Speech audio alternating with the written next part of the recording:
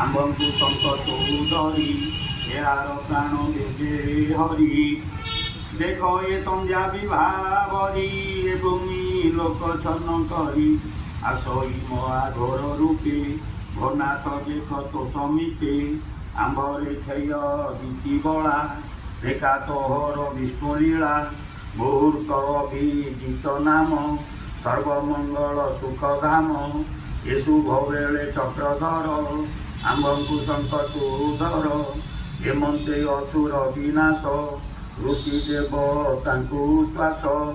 ଅତି ବିକଳେ ସ୍ତୁତି କଲେ ବରାହ ରୁପି ପାଦ ତଳେ ସୁଜନେ ଚିନ୍ତି ଅନୁକ୍ଷଣେ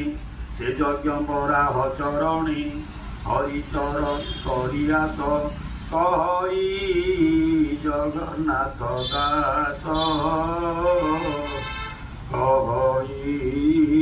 ଜଗନ୍ନାଥ ଦାସ।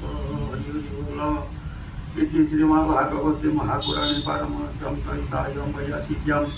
तृतीय स्कन्धे हिरण्याक्ष युद्धकरणे नाम अष्टादशोऽध्याय ऊनविंशोऽध्याय।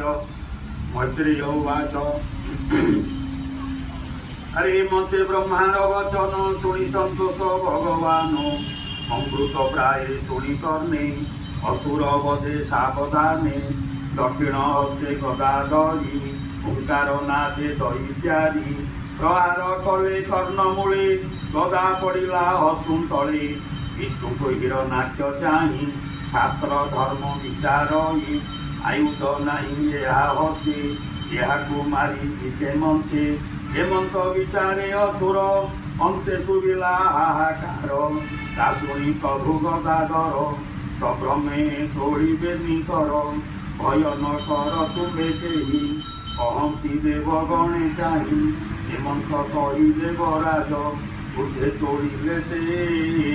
बुद्धे तोड़ी से दक्ष भुज निज आयुधे देई मन अक्षणे जानी सुदर्शन